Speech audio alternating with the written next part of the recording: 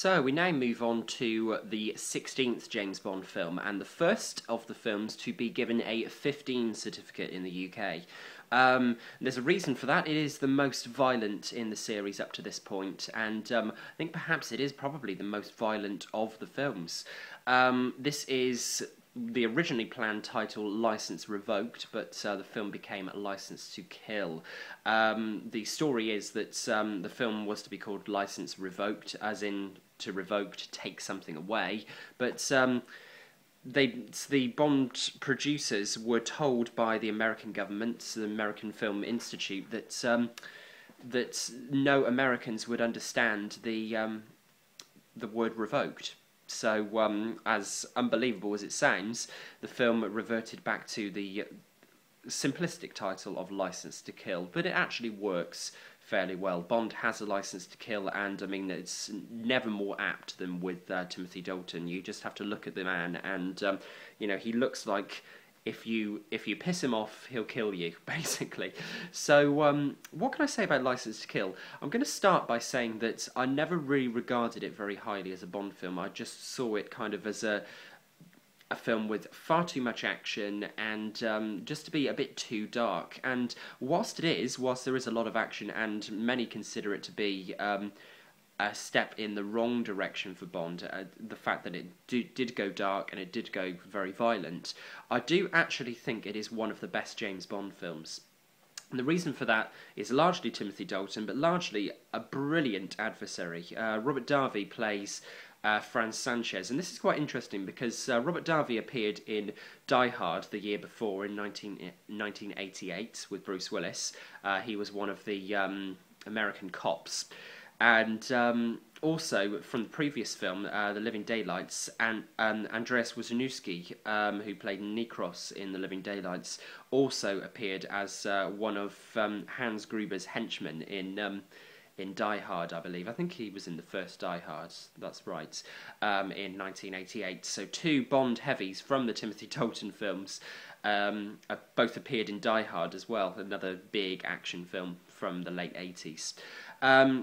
We have a new composer for License to Kill as well. John Barry's last was Living Daylights. So Michael Kamen, who again is associated with action films, and I mean he scored Die Hard as well, lots of Die Hard connections, took on the role of providing the music score for License to Kill, and it is very dramatic. You can tell that just from the opening gun barrel sequence. It's the most dramatic music in the series, the most action heavy, and there's a reason for it. There are terrific scenes in the film, and Bond is going rogue. Felix Leiter returns, David Hedison returns as Felix Leiter in this one, and he's getting married. So in the pre-credit sequence, it's Bond and Felix and Sharky as well, going to trying to get to the church on time for Felix to marry Della, and they are halted on the way by Sanchez, the villain of the piece, who manages to break free and tries to escape in a plane. So obviously it's down to Bond and Felix to try and make sure that Sanchez doesn't escape. So it's a big action sequence at the start of the film, and we also have a very controversial scene in which Sanchez, the villain's girlfriend, Lupe, is seen in bed with another man. Sanchez shoots down the door with his henchmen, one of his henchmen being Benicio del Toro, who plays a character called Dario, and they're both very vicious Bond villains, actually, Dario and Sanchez, and Sanchez has a great first line, actually. He says, "What did he promise you? His heart?" And he says to his henchmen, "Give her his heart." So they get this guy, and you hear his screams from the other room. They are meant to have taken out his heart with a knife. So it's very brutal, but a lot of it is suggested violence, certainly at the beginning of the film. Although we do see in the very next scene Sanchez bending Lupe over his knee and whipping her. And you see the marks on her back as well, where she's been whipped later in the film. Bond does make a comment about it later in the film. So it is quite a grisly start to Bond, and there are lots of quite violent moments in the film. But it all kind of adds up to make a strong, tense Bond film as well. This is definitely Timothy Dalton. You can never see Roger Moore playing Bond in this way. It's definitely a Timothy Dalton Bond. It's not made for anybody else. And he plays it terrifically well. Once again, Timothy Dalton, because he's vengeful in this film, because he is going rogue, because the villains have hurt Felix. They've killed Felix's wife Della, and they have dismembered Felix. They have he's lost his legs due to being placed down in a shark pool.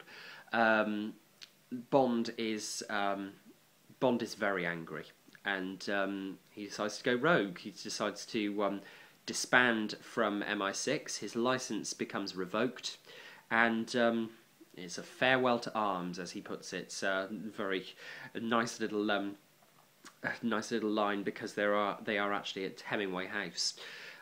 So when Bond meets M and they have their whole discussion, and M orders Bond to hand over his weapon and tells him that his license is revoked, Bond escapes, and it's very much a revenge mission. So License to Kill, in many ways, it's they've tried to copy it a couple of times. It's kind of a revenge mission in some ways in GoldenEye, with Bond and Alec Trevelyan, and definitely so in the follow-up to Casino Royale and Quantum of Solace, obviously, with Bond trying to go after the people who were responsible for Vesper's death, the love of his life. So it is the first, really, to have a proper sort of revenge plot, the first of the Bond films, and in that respect, the film was not received very well by the critics, and it's a great shame, because it does stand up as one of the better James Bond films. Strong music. Gladys Knight and the Pips did the song for the film, which again it's a good song for the film. And it's an entertaining film as well. Some of the characters in the film, we have Carey Lowell, who plays Pam Bouvier, and she's actually a very good Bond girl in this. She assists Bond particularly well in his mission, but she only meets him. He only meets her sort of almost halfway through the film, but certainly for the second half of the story, she is very good.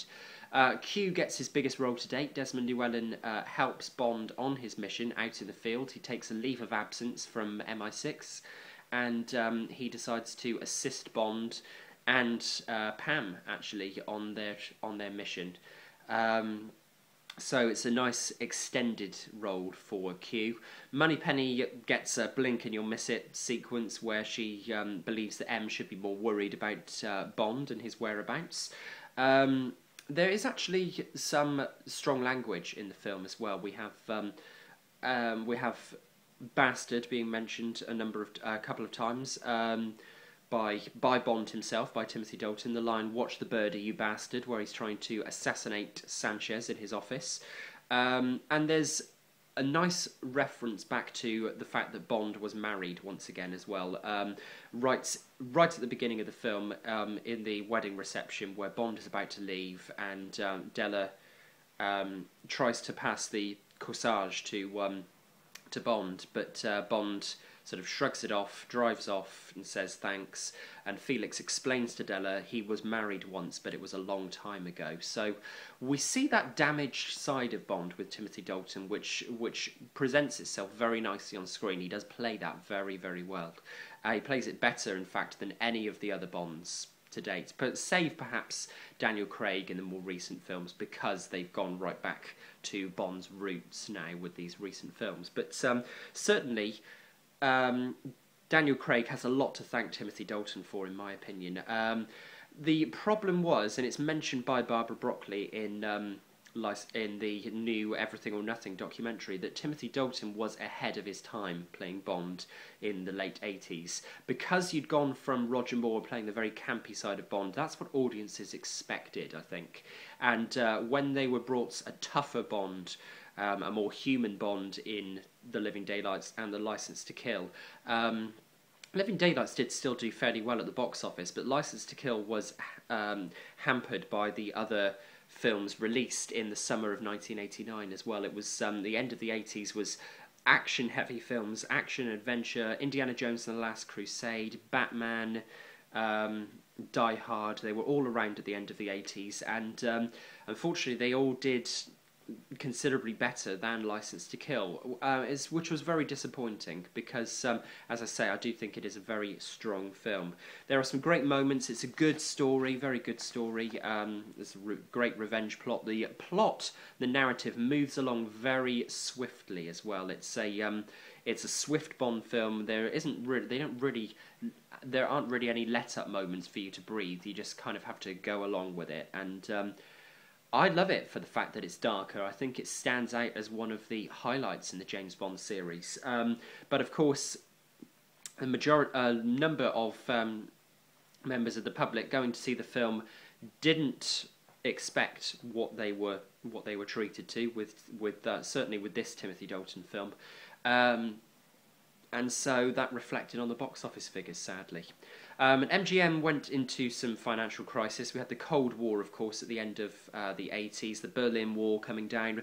Was James Bond relevant anymore, was the big question. And it would take 6 years for us to discover, in fact, that he was. It would take 6 years, a 6-year break, the longest in the series so far, for James Bond to return to the screen. And it was a big ask for Bond to return. There was initially a third Timothy Dalton film to be planned. Personally, I wish there had been a third Timothy Dalton film because I think he's terrific. He's a brilliant Bond, and he is one of the best, in my opinion. But Pierce Brosnan took the mantle of 007 from Timothy Dalton, who resigned from the role in the early 90s. Pierce Brosnan was cast back in the role in 1994. 8 years after he originally thought that he was going to be Bond back in 1986, and pre-production began on the 17th James Bond film, bringing James Bond into the 90s, GoldenEye. So all in all, I believe that the two Timothy Dalton films were terrific, two of the best in the series in my opinion. Strong stories, strong characters, particularly in License to Kill, and yeah, a very strong James Bond himself, Timothy Dalton. I do wish, one of my regrets for the series is that he should have done more of the James Bond films. I think he would, if he'd been given more of a chance by the public, and if he'd brought Bond into the 90s, I think if we'd seen a little bit more of the softer side of him as well, but not too much, I think he would have been regarded as one of the best James Bonds. Sadly, he's been sidelined. You can even see on the Bond 50 box set, he's right at the end. You know, when people talk about the best James Bonds, they will rarely say Timothy Dalton. People will sort of say Sean or Daniel nowadays, or maybe even Pierce. Sometimes Roger, some people will say, but George Lazenby and Timothy Dalton are very much sidetracked, and it is a great shame because Timothy Dalton, for me, is one of the best Bonds. Okay, so James Bond will return after 6 years with GoldenEye, Pierce Brosnan's debut as 007.